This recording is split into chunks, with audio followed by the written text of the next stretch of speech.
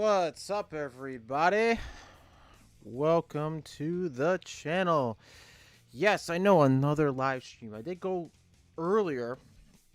I'm just fixed the mic here. Now, the stream is a little bit possibly laggy, but let me just double check before we get into the conversation. Get on the topic. Oh, no. This is not. Whoa. The title is wrong. Why am I getting this? Whoa. That's not the title. I don't know what just happened here. YouTube has been acting funny on me. Okay, so the title is Calling All Helpers. I'm not sure why this popped up.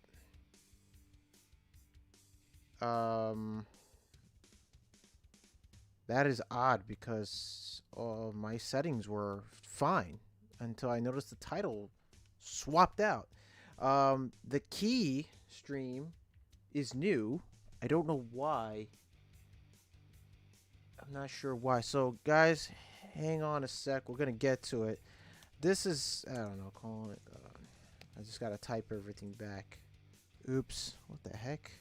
What is going on? Yo, this is getting me upset right now because I worked really hard on the description and everything. Alright. Alright. Now, there are some links here.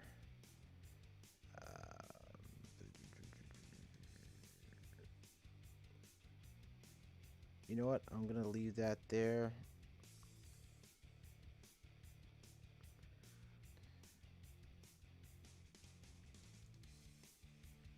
Okay.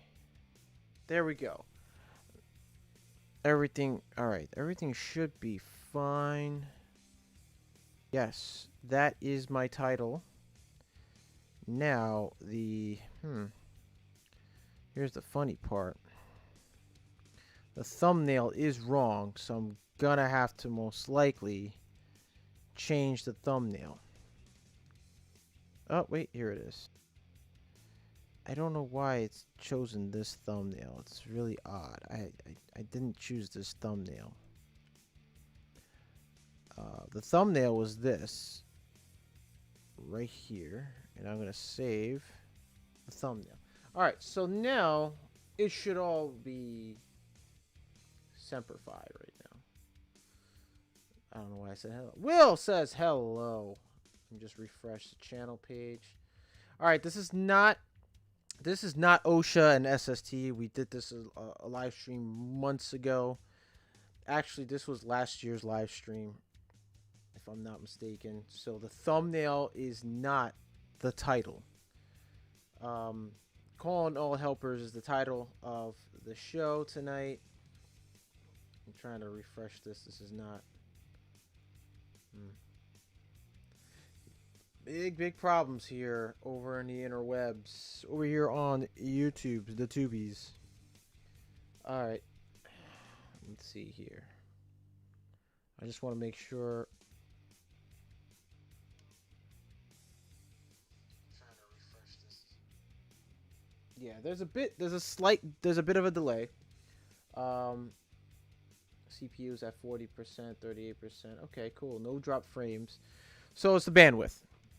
I have a few other things that might be interfering with the stream. So bear with me, everybody. I may have to. Okay, there we go. All right.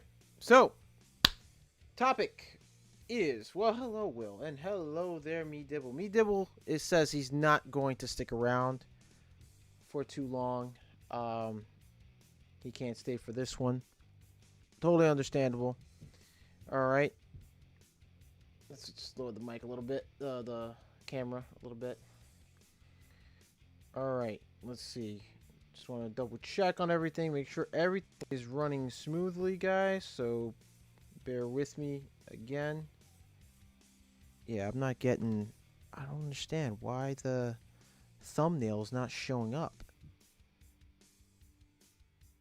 This is the thumbnail. I'm just gonna put it on how to or Q&A or whatever. That's a Q&A subject here. Automatic chapters. Okay. That should do it. I don't know what's wrong. Now my phone is going out of whack. It's really weird. Okay, let's see if it did it. Let's see if it did it. And it didn't do it. I don't get that. It's cool. A few more moments, guys. We'll get to the topic in just a few moments. But first, you know, I don't know if I got the notification. Did anybody get the notification on Discord? I didn't get a notification on this phone, but that's fine. I'm gonna put it through the chats over on. Here we go.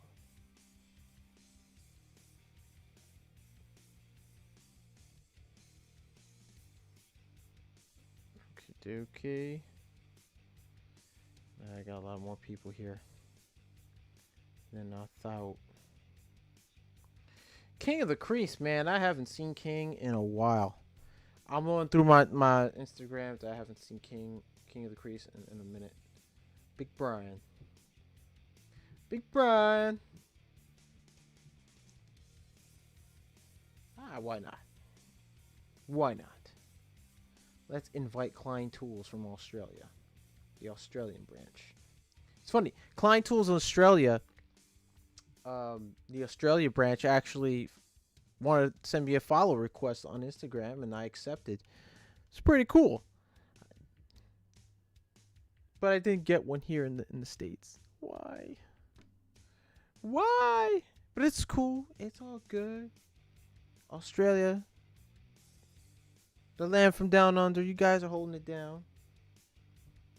Alright. Just give me a few moments, guys. Josh Tool Dude. That's weird. Oh, Chuck the Repair Guy. What do you know? Alright. Alright, share the link. Hopefully everybody sees it. Let's see. Alright, so helpers. We're gonna get to it now. This is very important for you helpers out there. Oh, you know what we didn't do? I didn't run the intro. I forgot to run the intro. We're gonna do it right now. Right now.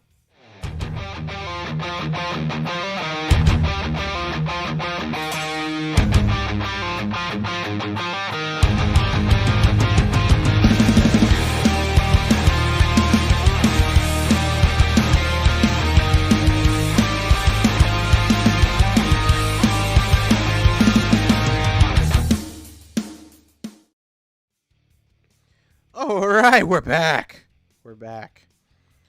I'm still seeing the intro being played. That's weird. It's a big delay. Big delay. That's because the bandwidth isn't all that great, guys. I'm sorry to say.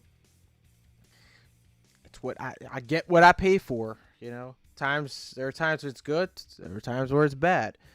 There's nothing I can do, you know. Nothing I can do but just, you know, keep it trucking. Keep on trucking, right? Keep on trucking. Okay, so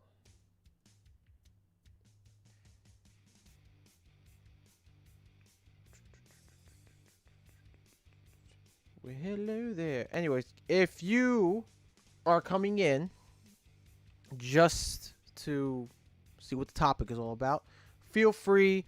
You can comment here on the chat. You can say what you got. You can chat with other guys here in the chat, whoever. If you have any advice for any helpers who are getting into the electrical trade, please feel free to put your advice in the chat room. Just remember, keep it clean, keep it fresh. Well, not fresh. You know what I'm saying? Fresh, clean, legit. Uh, you know,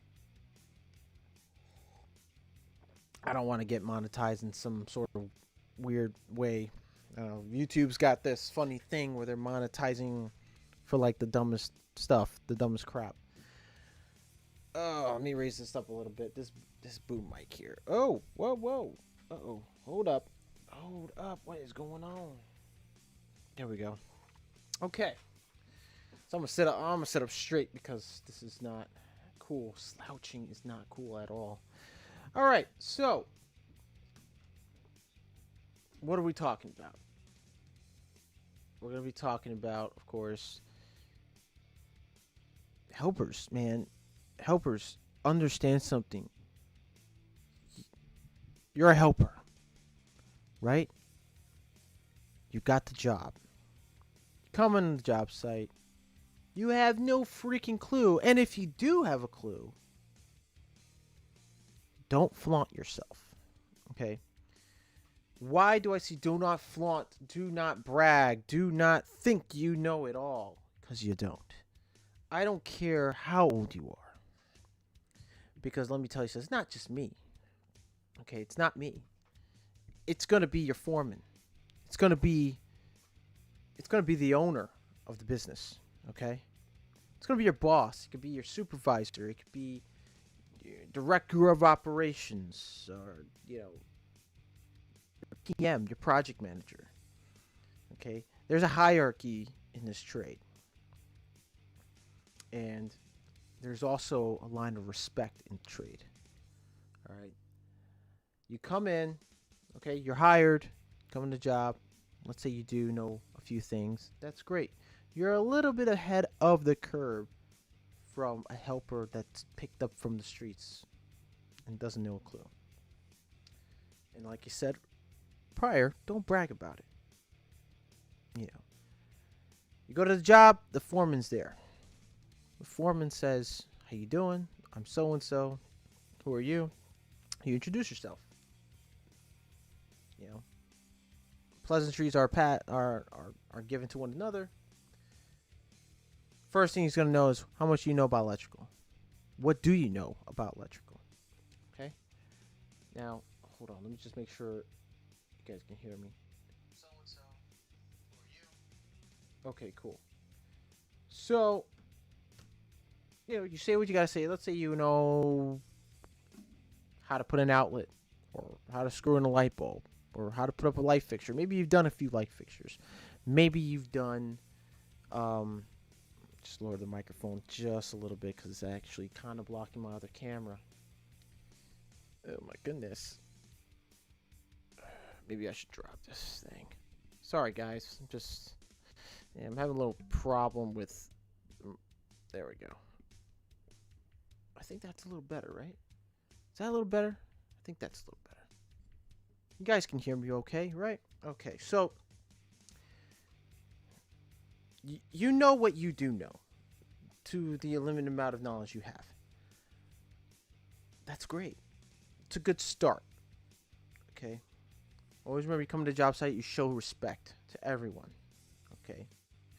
You come in early, and if you're the responsible type, you come in early, you do what you're supposed to do. You listen to the directions, you follow them to the T, you do a good job. Sure, maybe on the first or second day you may not get the compliment, but somewhere down the line you will. You'll get that compliment from your foreman or from the lead mechanic on the job. All right? Gosh, this thing, I don't know, guys. I'm sorry. I'm trying to get... There we go.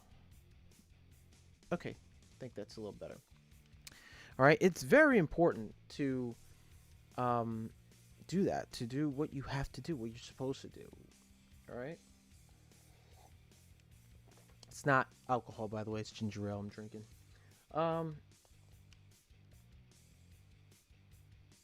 So, yeah. You had a good day. You had your good first day. Now, you go home.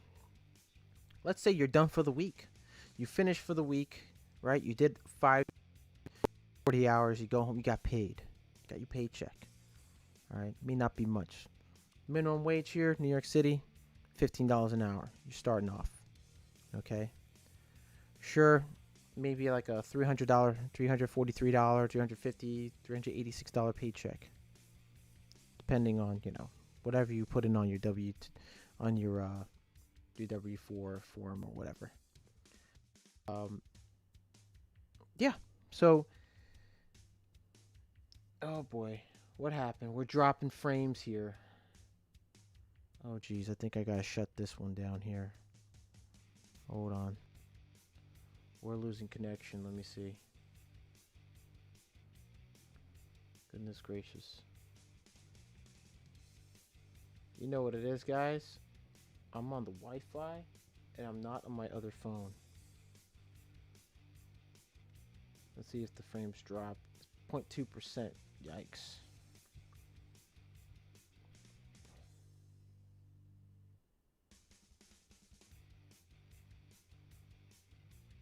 Yeah, this is crazy.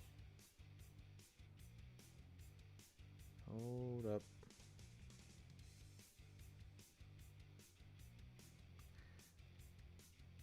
Oh man, the frames are dropping like crazy right now. Holy stuff. Oh, there we go. Thumbnail changed. All right. I clicked on it. Not really.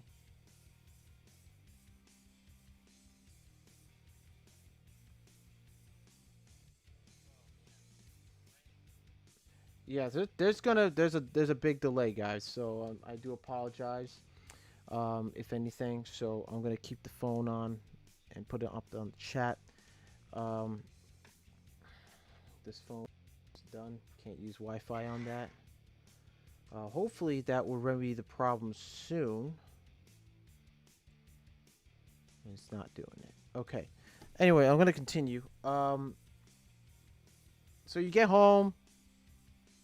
Say you're living with your parents. Maybe you're living with a sibling or a family member in their basement. Maybe you're renting out a room to a roommate.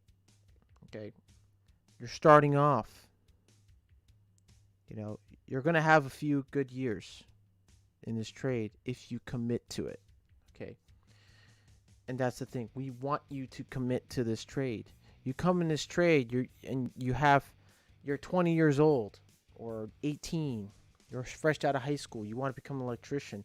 We want to see that hunger. Okay. And not only that, at the end of the day, when you do your 40 hours, it's Friday night, you're looking at your paycheck and you're like, oh man, I want to go out tonight. And you deciding whether you want to blow your entire check on a good night of partying or take 50% of that check and invest it, or 25% investing, 25% pay your bills. Pay whatever bills you may have. The rest of the money, you can do whatever you want. You can buy food, necessities. Try to keep at that range. I would say try to keep at least $100 just in case. Okay. But if you're in a really tight spot, my advice to you as a helper, if you're in a situation where you're staying with somebody, try not to spend your whole paycheck. Take what you need to pay for. Put aside for rent. Use some of it for food. All right. Pack a lunch every day. Pack a lunch. Get up 2 hours early. Okay. Or get up get up 5 in the morning.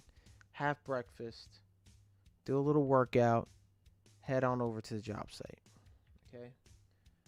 I do this every day. I wake up at 5 in the morning, sometimes 4:30, depending on the time that I have to go to a service call. I get up, shower. 5:30, either I'm getting something to eat, or at 5:30, I usually 5 a.m. I wake up, I take a shower, and it's like a half hour, 30-minute shower. Yes, I know most people say, yeah, it's 10, 20 minutes. I use the bathroom for like 30 minutes. After I shower, I gotta do my, you know, gotta go do number two. Who doesn't these days? The morning glory. And this is my routine. I brush my teeth, comb my hair, put my clothes on, get out. I make breakfast. If I don't make breakfast, I say, heck, I go to the van. Okay, grab my stuff. I pack my lunch. All right. Usually, it's best to pack your lunch the day before, not the day of. But I pack a lunch if I have time. Run out, get to the van, head on over. Either I stop for gas, and on the way, if I don't eat lunch at home, I'll pick up something along the way and get over to the job. All right. Okay. For you, it's different. You come in. You get home Friday night. You want to party with your friends. Okay. If you're gonna do that, put yourself on a budget. Put $40 in your pocket out of your check. Go out. If your friends want to go out getting drunk, wasting money on beer and all that, and the price is high on alcohol, it's like what, $4 something a bottle to $8.50 a bottle. I would say keep it to a minimum. If you're not a drinker, you like to go see a movie, you go on a date or whatever. Fine, it's great. Don't try to spend so much. Hold up $40. Sure, you may feel like a cheapo, but trust me when I say, when you put on $40, it'll help. At least you have some cash to spend for the evening, and then you can do whatever you want to do. But when it comes down to it, during my first year as an apprentice, actually, I'm gonna cut the music off because let me see. Hold on. There we go. Because we're gonna talk. We're gonna talk. All right. Let's see here. There we go. So, as an apprentice, when I first started out, I didn't have. I wasn't making a lot of money. Okay, I was making $10 an hour. This was back in March of 2013. I was making $10 an hour, and it was tough because I took a big pay cut. I came out of one trade and jumped into another. Now, I had schooling. I went to school for both trades. I went to school for HVAC, and I went to school for electrical a couple of years after that, after HVAC, of course. And I switched trades, and I went from $21 an hour working with Petro, okay, to $10 an hour working for my first electrical company that was based here in Staten Island. And it was tough. I'm not gonna lie to you, it was tough. But I had a support system. I had my dad. Okay, my dad, he was really big on me learning a trade.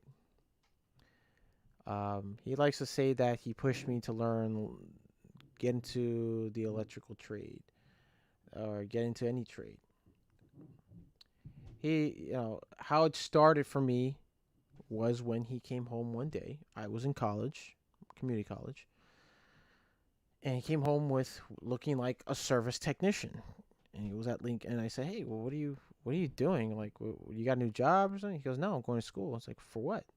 "Air conditioning, HVAC." I was like, "Cool, that sounds pretty cool, Dad."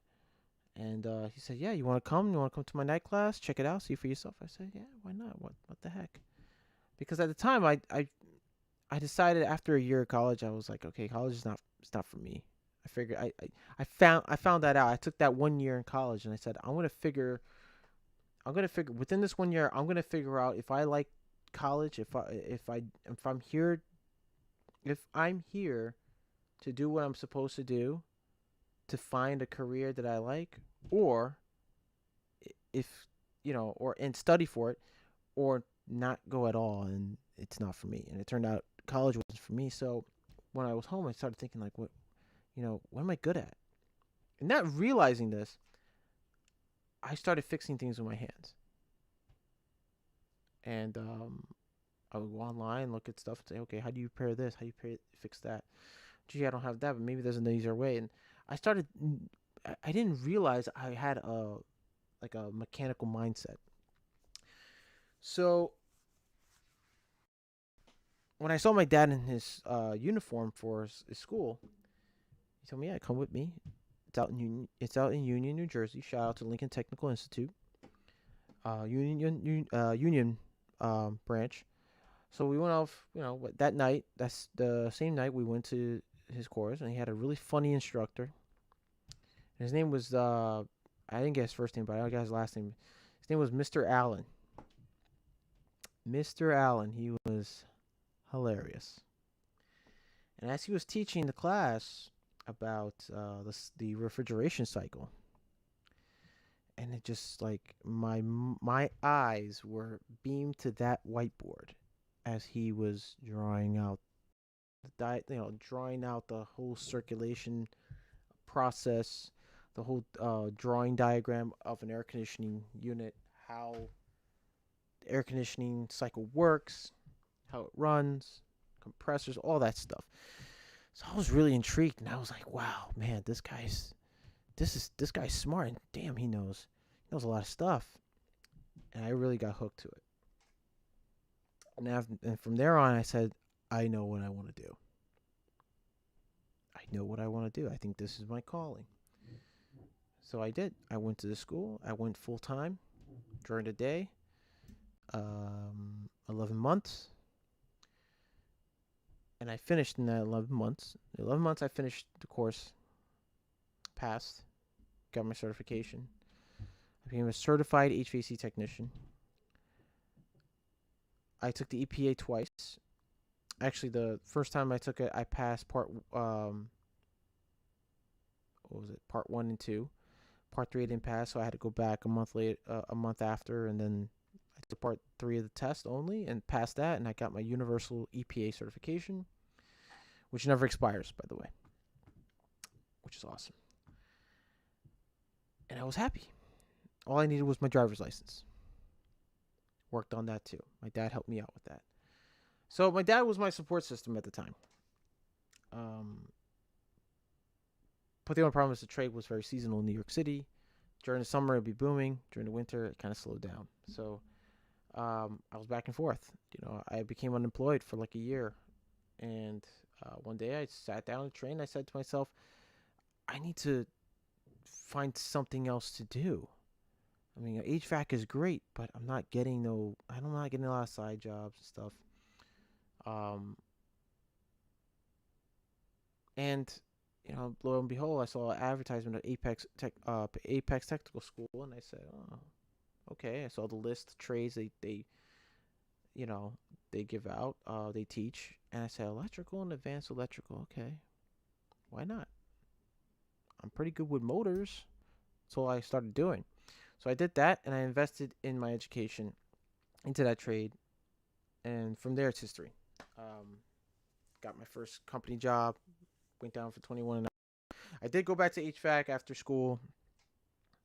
I worked in HVAC for quite a while, for 3.5 years. And then after that, I just decided let me start using my other certification in electrical, and I did that, and I haven't looked back ever since. 8 years in, and going strong. And the thing is, I want to tell you guys, you helpers out there, you young guys, you young bucks, all right, 20 years of age. And this is all you younger guys. I'm going to get to the guys who are changing careers, who are in their 30s or in their 40s, and they just want to, switch up careers and try a trade. I'm going to get to you guys in a moment. But you should also listen to, even though you're not young, but you should listen to, because this advice goes to you as well.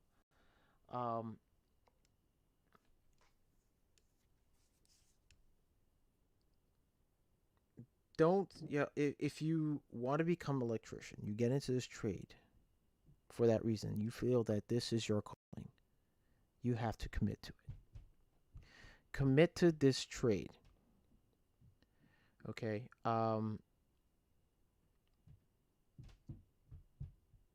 You know, I'm from the hood too. I'm gonna say to you guys who are from the hood, I'm from the hood too. Believe it or not, I may not look like it. I may not sound like I am. You know, I was born in Brooklyn. You know, I lived in Bushwick for a good what 8 years before I moved out to Queens after my parents' divorce and such. But you know, yeah, I lived in the hood. I wasn't out in the streets. I was always indoors. And if I was out, I was out with my dad or my parents. You know, they would keep me safe. You know, we didn't follow bad influences, even though there were some kids I grew up with, not grew up with, but who were in the neighborhood I became friends with, which later on, after I left the neighborhood, came back and heard some stories that they weren't around anymore, either dead or in prison. Um, those of you guys who are living in the hood, you want to learn to trade, I'm telling you, commit to this. All right, this is not the streets. Okay, um, this is something you're going to be working for the rest of your life as a career, and it's going to make you a lot of money. Okay, now if you have bad habits, I'm letting you guys know now. At this point, bad habits you need to put aside or stop. If you smoke weed, if you drink a lot, if you sell drugs, um, that will not be tolerated in this trade. Even though there is a drug problem in this trade as well, um, it should not be tolerated. It won't be tolerated. Okay, you do not know who you're going to be working alongside with. I'll tell you that much right now. Okay, so when you come to the job site, the attitude, the street mentality attitude, leave it at home. Leave it at home. I've seen guys, young guys from like Brownsville, the Bronx, you know, Bed-Stuy, Brooklyn, you know, Mariners Harbor. Well, I think it was one guy who lived in Mariners Harbor. Was it one guy? No, um, somewhere in Staten Island. We had this one kid, and I've seen kids from the street, like who grew up in bad neighborhoods, come into this trade and act like they're from the streets here. This is not it. This is not it. I'm telling you right now. I'm dead serious. This is a serious conversation to all you helpers. Okay, this is not the streets. You don't do drugs or deal drugs on the job site ever. Okay. Another thing, the attitude stays home. Don't bring it to the job. It's nothing personal. Just don't. It will not end well with you. You're gonna end up getting fired because the moment you bring attitude to the job site, you start getting emotional, and eventually a fight will start. That will end up with you getting fired, and either sent home or fired. Okay, you will be jumping from job to job, from company to company, and it's not going to be a good thing. You're going to still end up as a tenure helper or tenure apprentice. Okay, it's not good. So if you're sitting there, you smile and you laugh, no, you know, this fool don't know what he's talking. Yeah, all right. No, nah. Keep that shit at home. Okay, you leave that door out of your house. You're leaving the attitude, the street attitude in your house.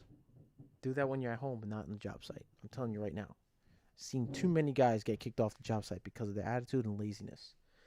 That's nothing. Laziness will not be tolerated in this trade. You want to make money? Don't be lazy. Be reliable. Be respectful. Be honest. And don't steal from the job. No matter what, do not steal. I've seen guys steal, and eventually they'll get in the habit of stealing.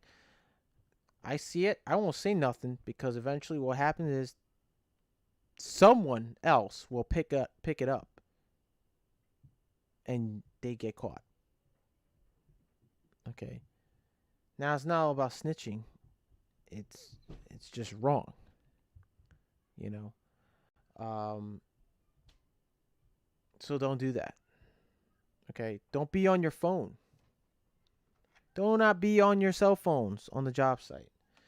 Don't be wearing earphones on the job site, listening to music. You want to listen to music? I'll play. You can, I guess, in some cases, play it on a little Bluetooth speaker, but don't be blasting it like you're in the hood. Okay, keep it to a minimum. All right, lower the music because we're not supposed to play music. It can be dangerous if you're playing loud music on the job site because you can't hear the other person you're working with. But something was to happen to the other person next to you or behind you, and they got hurt, and they're calling out your name. You can't hear them because you're playing music either with loud music on your speakers or in your earphones.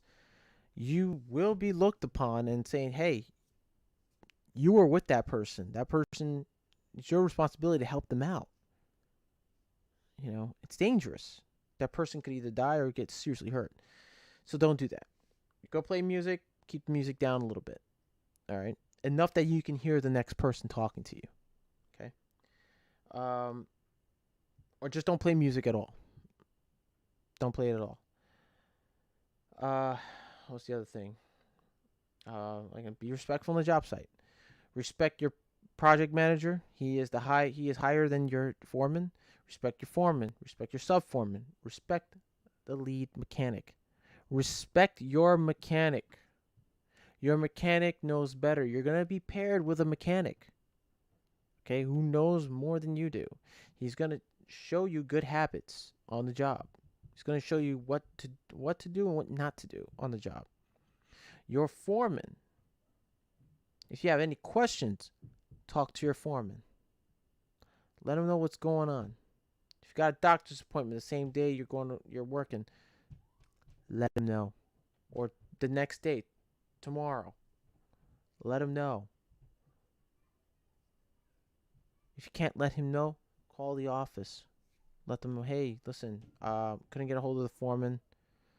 I need a day off tomorrow. I got a doctor's appointment, or I gotta pick up my kid from school. If you got kids, totally understandable. But you need to find a sitter. Okay. Because you can only get off work early so many times. Your paycheck is not going to add up. Your paycheck's not going to be as good as you think it is. Okay. Picking up your kid from school and leaving after lunch doesn't equate to the 3 extra hours. Okay, that you think you're going to get. No. You're just going to get the time that you signed in and signed out, or clocked in or clocked out. Okay?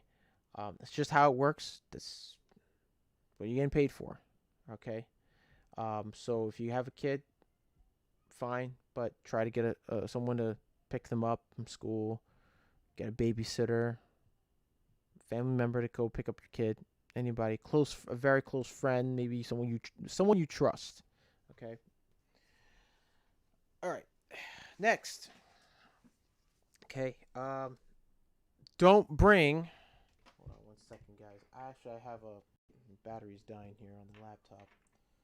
I don't want it to die, and then the broadcast shuts down. Okay. Next thing. Don't bring drama from home. Don't bring problems from home to work. Consider turning down video settings. Oh boy, what is going on here? What is going on here? Yeah, something's not right, guys. Something's not right. Oh. No. I can't do anything. See, that makes no sense with this thing. Why is it asking me to do that? And then I can't do it while I'm live streaming.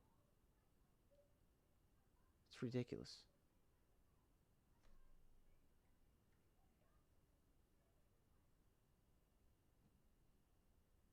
It's real dumb.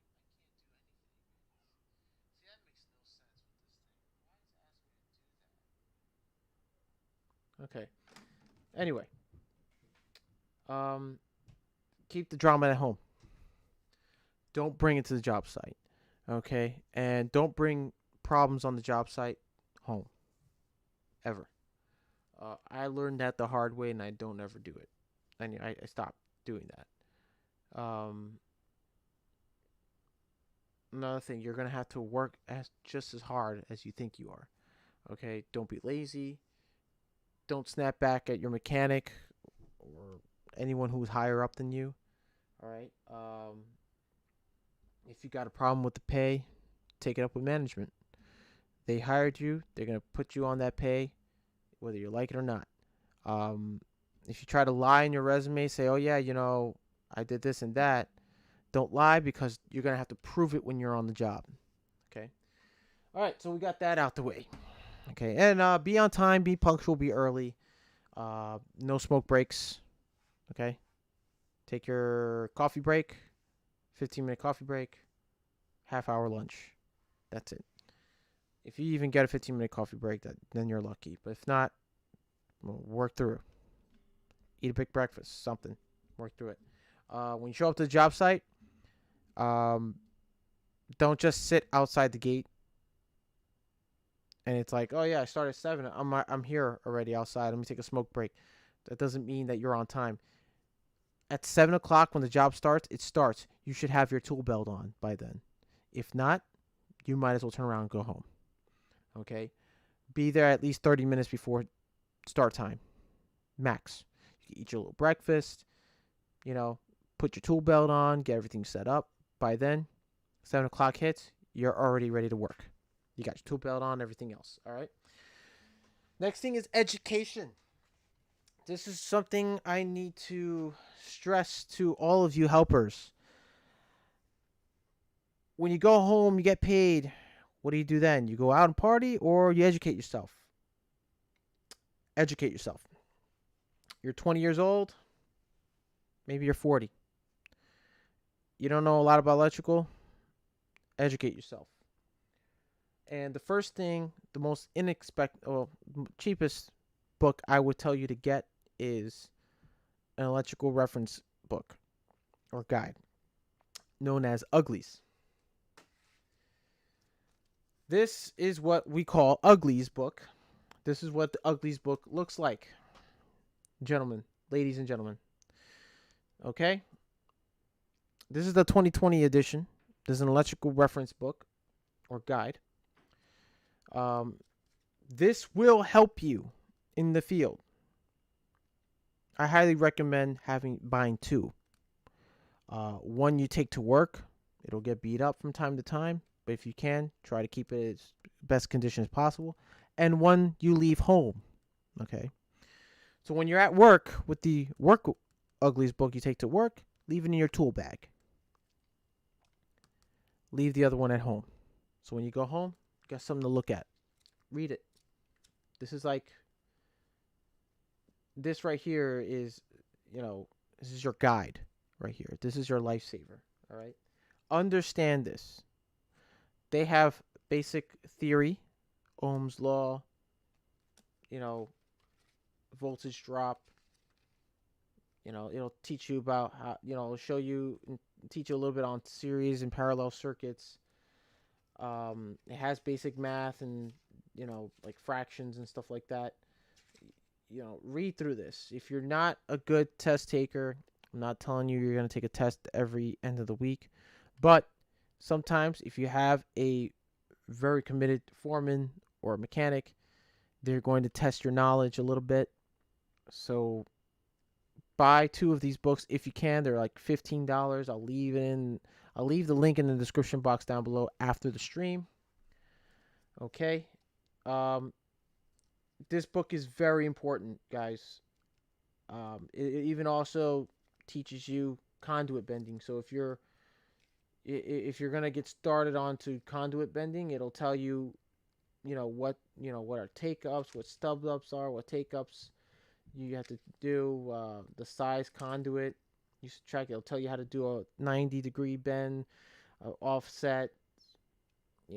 3-point, 4-point saddles, back-to-back bends, whatever it is that it's gonna show you that. See here? It's got that in this book. Okay.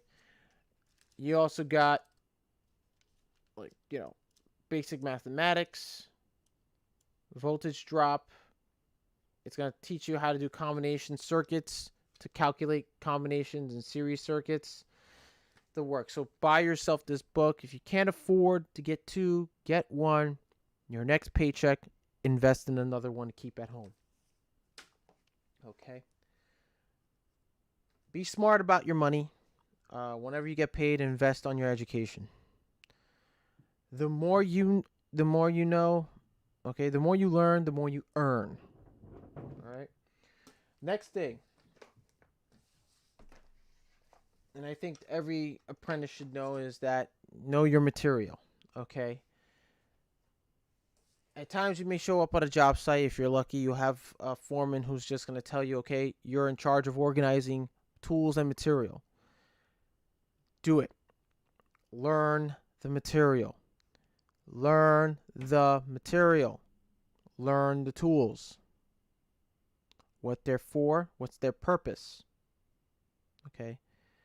Now, I've got into debates on foremans, a particular foreman I used to work with very closely. And whenever the company hired helpers who come in, he would just put them to work with the mechanic right away. Okay. It was a commercial job site. Now, that's great and all. He's a helper. He doesn't really know much about electrical. I told him, hey, listen, why don't you put him on material? I can show him what connectors are and stuff like that. If he learns the material, okay, you have to have knowledge of the material. It's important. All right. The frames are dropping. I don't know. I don't understand why that is. Really, I just don't get why that's happening. 30%. Why? Anyways, something's wrong. Something's definitely wrong. Anyways, know the material.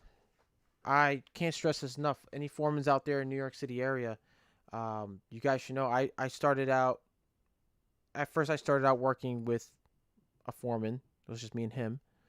But he mostly wanted me to learn material, and I learned the material much better. I learned what a red anti-bushing is. I learned what a gosh, what do you call it now?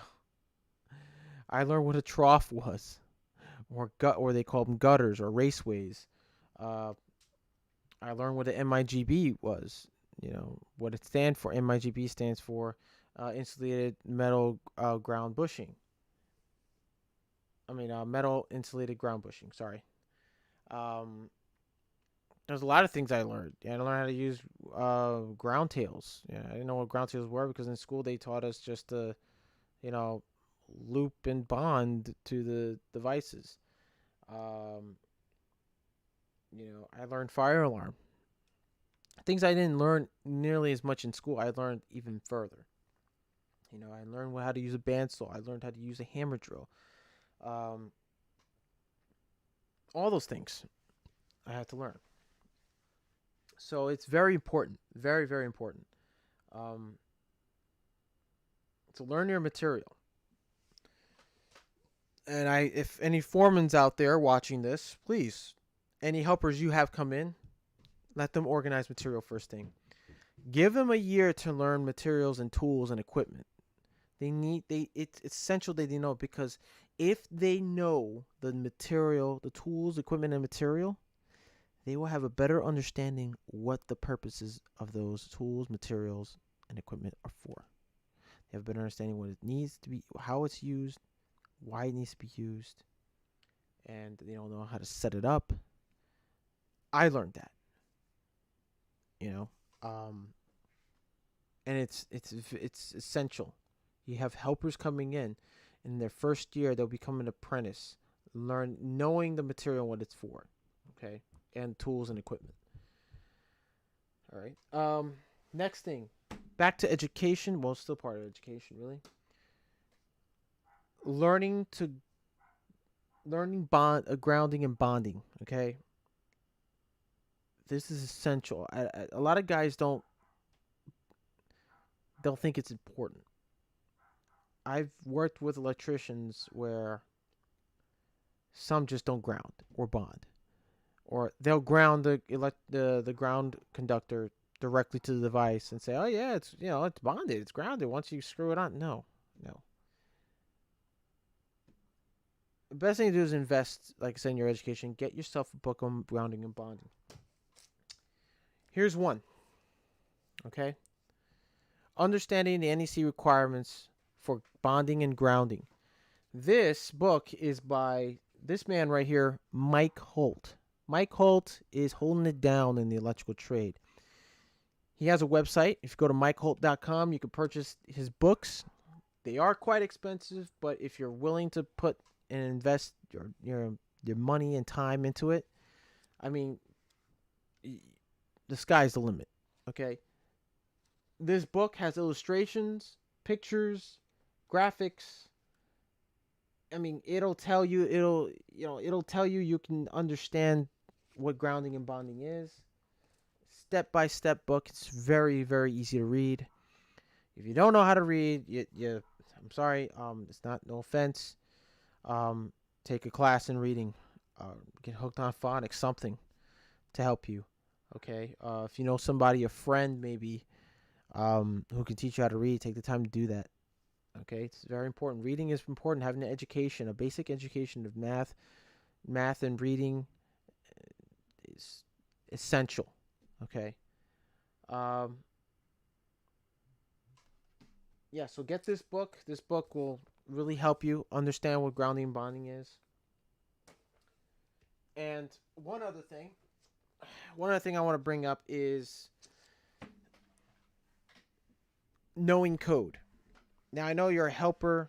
Helpers aren't really, they're really to try to understand tools, material, equipment, and how the job is ran and stuff like that. When I first started, I didn't have a code book. It was very hard to get. For me, it was hard to get because it was expensive. The code books are, till this day, they're outrageously expensive. But if you look hard enough, you'll find a really good deal. Okay, and you can get a book that that's affordable to you. All right. This is my code book.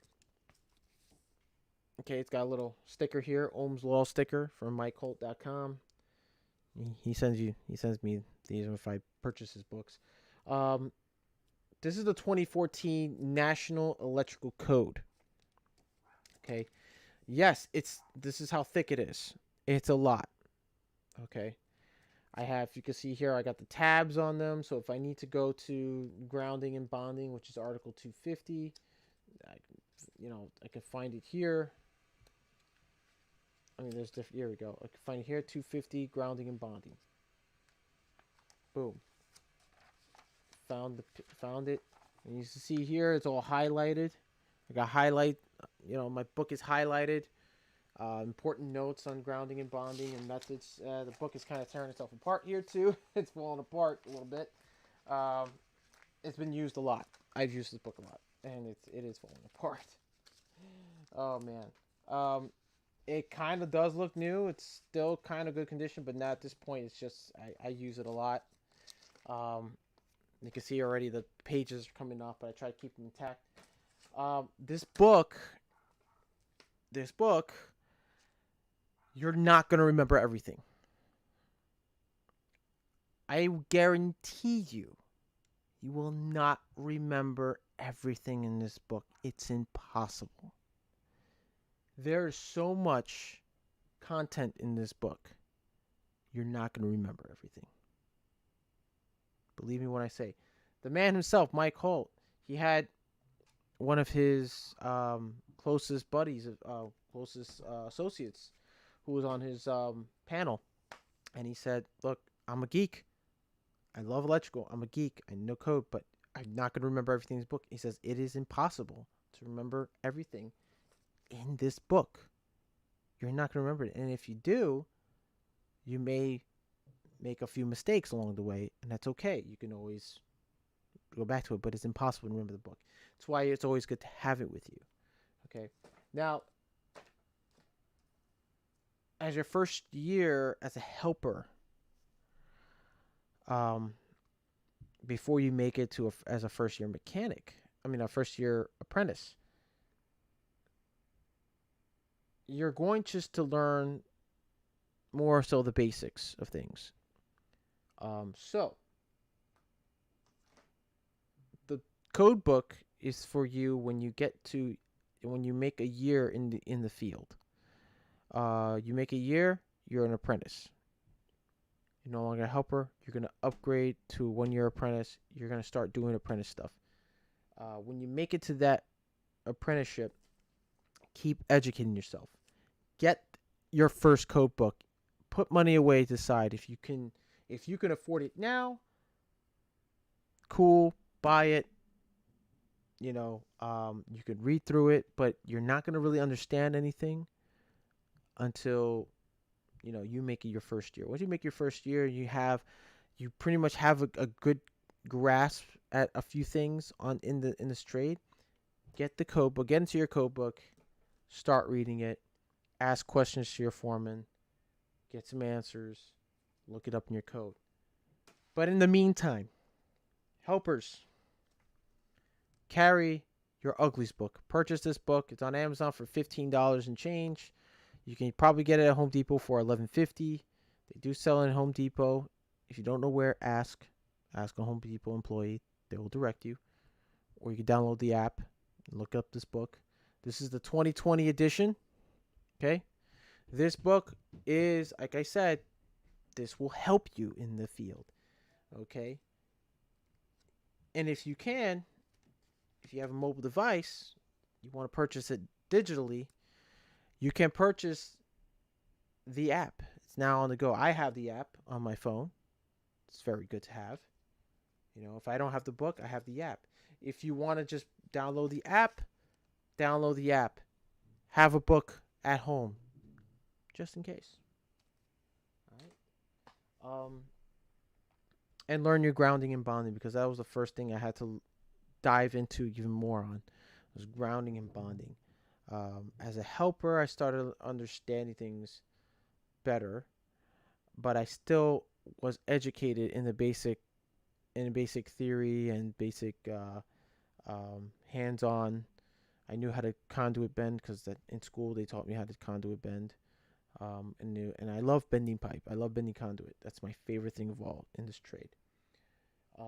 So if you want to learn how to bend pipe, bend conduit, you can ask your foreman, or, like I said, go through your Uglies book. There's a section in this book where it teaches you how to bend conduit, how to take measurements, how to do take-ups, all that stuff. Okay? Buy yourself a bender. Benders are like $45 to $50 range. I prefer start off with a half-inch bender, hand bender. Get some half-inch pipe at Home Depot. Practice at home. Practice. Practice makes perfect. Okay. What else? What else am I forgetting? Yes. Watch videos. I will also leave a link. There's a link in the description box down below. Mike Holt has a YouTube channel. Check him out.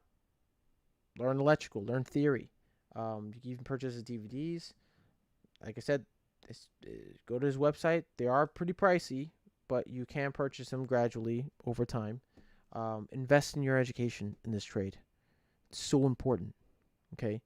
Nowadays, we got guys who are just coming off from the street, who's been doing electrical work for a year and a half, 2 years. They thinking they know it all. And when they put them, you tell them, here you go. You know how to bend pipe, conduit. Here's a pipe bender. Here's a conduit bender. Here's some conduit. Start bending. And I tell you, I've seen some terrible conduit bending.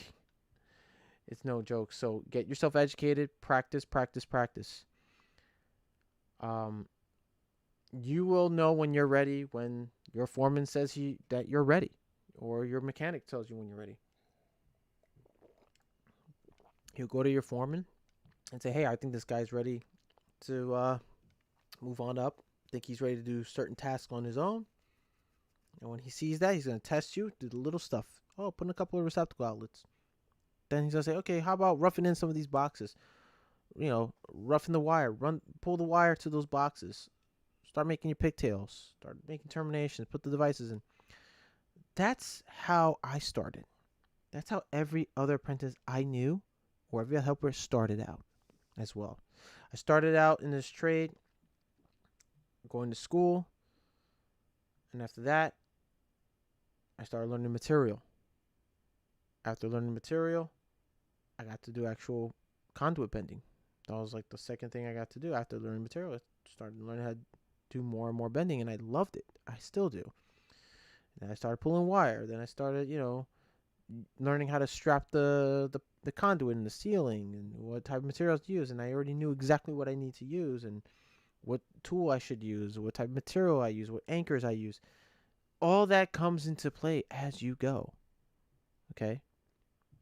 When you're with your mechanic as a helper, don't stand around and be like, oh, I don't know what to do. Ask, hey, man, what do you need me to do?